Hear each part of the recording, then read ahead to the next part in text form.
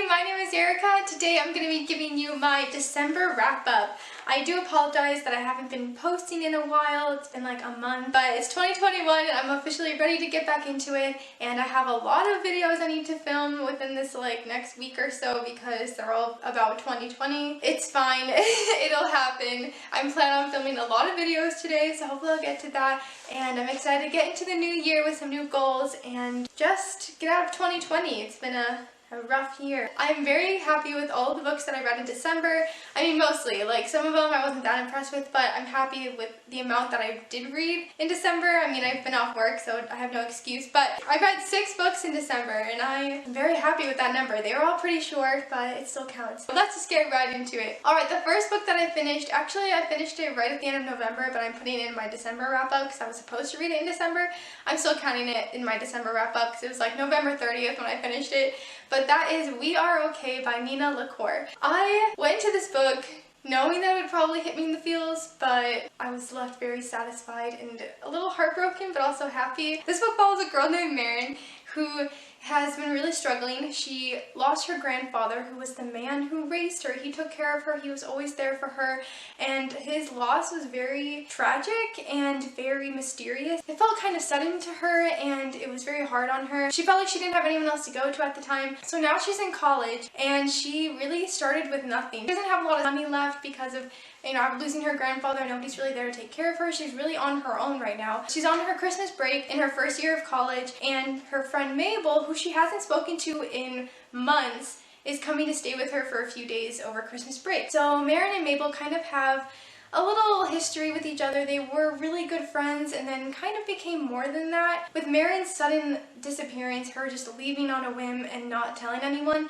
that really hurt their friendship a lot. Mabel wants to come and stay with Marin because she is worried about her and she wants to make sure she's doing okay and has somebody during the holidays. When they first get back together, it's a little awkward. Conversation is kind of stilted.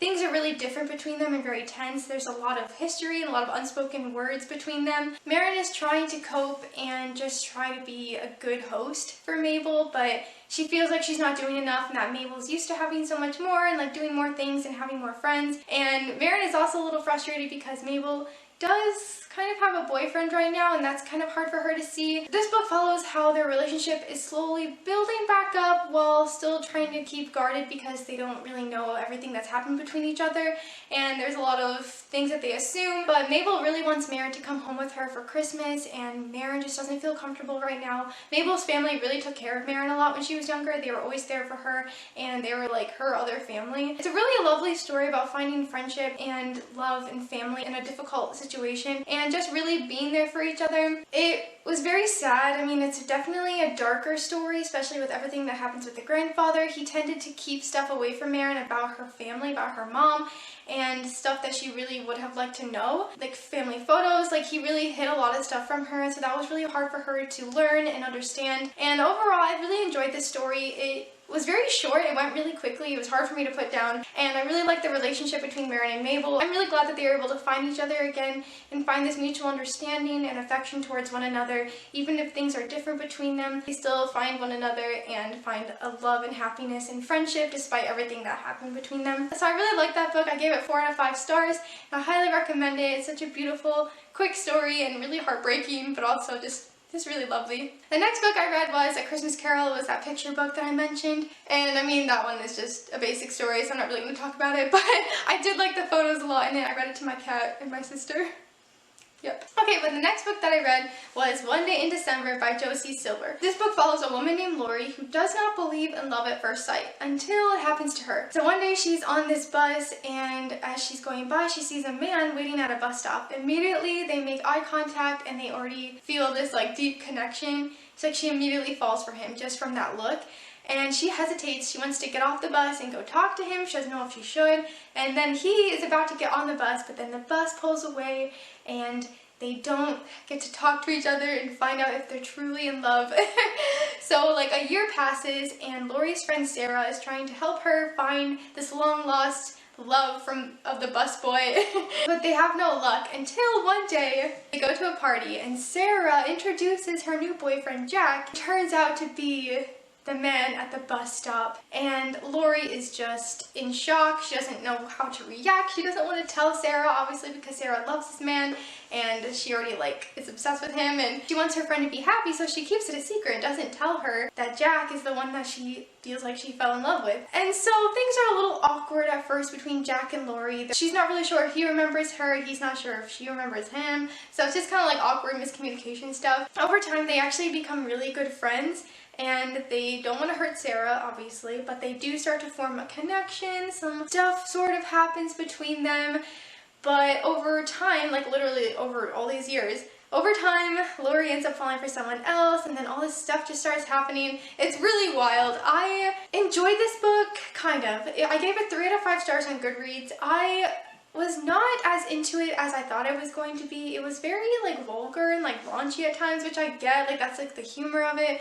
and like just like the writing and like the adult themes and everything. But sometimes it just became like too much, like it just kind of consumed the story when I feel like it didn't have to. And they drank a lot of wine a lot, which I know is normal, but I don't know, it just kind of like felt really slow at times, because all these years keep going and all the same stuff is happening, but like more stuff is happening. It's really interesting. Like I just felt like it was so long and it could have been shorter. I mean, it wasn't even that long. Like it was like 300 pages, maybe 300 or 400, but it wasn't long at all. But it just felt like it was dragging at times until finally we get to the end. But I did enjoy it. Like it is a good like holiday read, but obviously it takes place over time. So anyway, I was happy about it, but it wasn't my favorite. Like I was expecting it to be really good. Alright, the next book that I finished in December was My True Love Gave to Me, which is a compilation of short stories that take place during the holiday season. I really don't have a lot to say about this. I did give it 3 out of 5 stars. Nothing really stood out to me much in the story. I mean, I did really enjoy a lot of the short stories. Some of them were a lot better than others. Some of them I was just kind of like drawn out of. But I do like them. I didn't write down like which ones were my favorite, so I'm kind of mad at myself for that. But that one was pretty good. I highly recommend it if you're looking for like a quick, fun like holiday read. It obviously takes place over Christmas. So yeah, that one was good too, but I'm not going to go into a lot of details about it because it's like a lot. And then the next book I read that I was really excited for was The 12 Dates of Christmas. This one I could not wait to read. My sister read it before me. She was kind of iffy on it, so then I was kind of iffy on it when I like went into it, but I didn't like it as much as I wanted to like it. I gave it 3 out of 5 stars on Goodreads, which I feel like, yeah, I think that was a good amount. Like I enjoyed it, but it wasn't the best. The 12 Days of Christmas follows this woman named Kate Turner. She is signed up for this dating agency that her friend made her do, where you go on 12 dates with 12 different guys and hopefully you find love before Christmas. That's basically what it is. It's all like kind of revolving around like holiday stuff, but also just like really fancy dinner dates and like dancing, and like all the dates are really cute, but some of her dates, like the men, are not quite so cute. So she has a lot of issues with some of the men. Some of them aren't who they say they are, or some of them are just really out there, and she gets put into a lot of awkward situations. One of the best ones though is that she did get on a date with a gay guy on accident. They paired her up with someone and they actually like became friends and everything. I don't know if that's a spoiler. While she's going on these dates, she ends up realizing she still has feelings for someone in her past who she's still close with now. She works at a cafe that this man, I think he owns it or runs it. Like she helps bake and stuff for them. So this man named Matt, they kind of have a history together, not so great past, but they are still really good friends now and they've kind of looked past all that. But some stuff starts happening while she's on these dates, and then all this like history comes up and then they end up having to deal with that. I liked this book. I thought it was pretty funny at times. It did remind me a lot of One Day in December, just for like its humor and whatnot, but overall, I mean, I enjoyed it. It was good. It wasn't quite as exciting as I was thinking it was going to be, but I did really like it. I mean, I kind of feel like within the first like 2 chapters, actually I think within the first chapter I knew exactly how it was going to end, so I just felt like I couldn't get to the end fast enough. Like I just kind of got bored with it after a while because I knew probably what was going to happen. So it is kind of easy to figure out, but overall it was really good. It was funny and I did enjoy it, and it is a good like Christmas read. Alright, the next book that I read was a very, very young, almost felt like middle grade grade novel called All I Want for Christmas by Wendy Logia, sorry, I don't know. So my sister got this book from the library and just kind of like had it, so I read it, and it was very young. Like I was so, after reading all these adult Christmassy like holiday novels, I was like, okay, now we're into a really young age group, and it was very present day.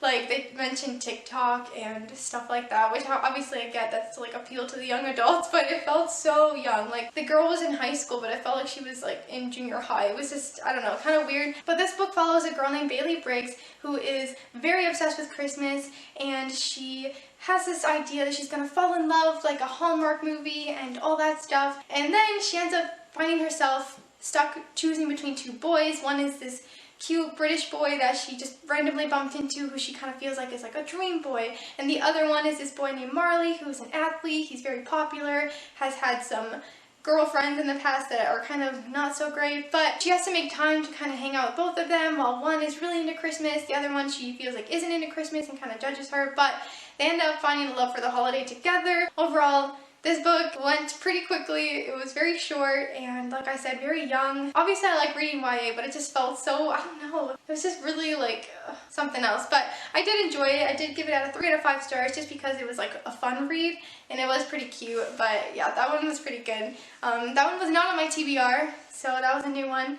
And I'm happy I got to read it over the Christmas season. The last book that I read in December, the last book that I read in December was We Met in December. This book I actually really enjoyed. It was probably my favorite that I read last month, and my favorite like holiday read. I mean, it wasn't even a holiday read. It's like perfect for after the holidays because I read it after Christmas, like before New Year, and I felt like that was the perfect time to read it. This book follows a woman named Jess who's finally just got her dream job and has moved to London, and she's living in this like house share with a bunch of other roommates. One of the roommates is a man named Alex who she instantly falls for, thinks he's so cute. But one of the big house rules is that there are no relationships allowed. So she has to put that thought aside, kind of just keep her crushing to herself. And then after her friends return from their New Year's trip, she catches Emma, who's one of the other roommates, coming out from Alex's room, and she's immediately heartbroken. She's like, oh my gosh, they're already together. Meanwhile, Alex is kind of in on this, but he's really just in it for the fun. He doesn't want any strings attached. He just got out of like a pretty difficult relationship, an engagement, and he was supposed to be getting married, so that's all called off. So he's just in it for the fun, but he also knows he doesn't want to like, you know, get in trouble with the roommates. Alex and Jess end up hanging out a lot because she wants to get to know London, and he pretty much grew up in London, visiting it a lot with his father. So they end up becoming fast friends, and there's a lot of miscommunication between them, and they're trying to keep their feelings, you know, just as friends. But obviously, this is a story, this is a love novel, so things start to happen. But there's a lot of like, you know, miscommunication. It's very Hallmarky. I really enjoyed this story. I thought it was really well written. It was really fun. It wasn't too over the top like I felt like some of the other books I read this month were. I don't know. I really enjoyed it. I gave it 3 out of 5 stars on Goodreads, and I highly recommend it. I had never heard of it until my sister brought it home. She recommended it for me. So yeah, alright everybody, those are all of the books that I read in December. I'm very happy with all the books I read, and I'm hoping I can get back on the reading train. Already 1 week into January and I have not finished a book, but I just need some time. But those are all the books I read. I really enjoyed them. That's all I have for you today. If you like this video, be sure to give it a nice little thumbs up. If you want to keep following me on this booktube journey, please subscribe to my channel. You can follow me on Twitter and Instagram at ARKAGobble. Thank you all so much for watching. I'll see you with another video. Bye!